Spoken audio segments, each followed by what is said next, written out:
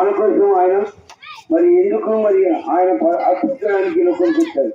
మరి నేనే మార్గము, నేనే సత్యము, నేనే జీవము అన్నాను.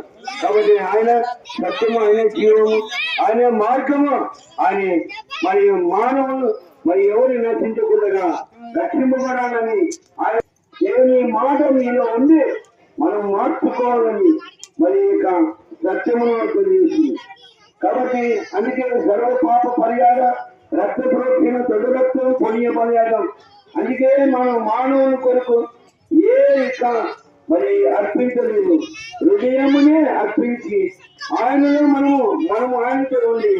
కాబట్టి ఆయన వచ్చే వరకు మరి ఆయన రాకల వరకు ఆయన మరి రాకల సమీపించినది మారు మనసు పొంది ఆయన మార్గములో మనం అందరూ నిలిచి ఉండాలని ప్రభుత్వంగా తెలియజేస్తున్నాం. కాబట్టి అందుకే ఏసే మార్గము, ఏసే సత్యము, ఏసే జీవము ఆయన తప్ప ఎవరు ఈ లోకం లేదు. కనుక ఆయనే మరి సత్యంలో మనం. కాబట్టి మనమందరము దేవుని యొక్క మారు మనసు పొంది బాప్తిజం అంటే ఆయన నీలో ఆయనలో మరి పరిశుద్ధాత్మతో నింపబడిన వారు. కనుక మనము ఆయన మన కొరకు అర్పించడానికి ఈ లోకము భూలోకము ఎవరు అర్పించలేవు. ఆయనే యేసు ప్రభు మన కొరకు అర్పించినాడు. కనుక అర్పించే దేని నామంలో స్మరణ చేసుకొని ఆయనే మనము ఆయన స్వరూపము ధరించి ఆయనలో మనం రక్తము కాచి ఆయన మహిమ ఆయనకు చేయదు.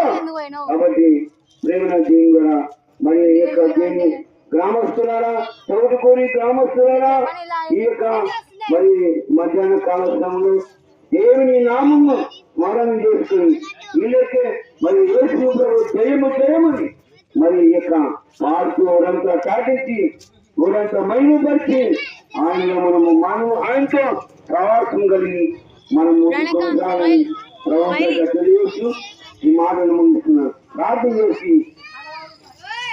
చేద్దాం.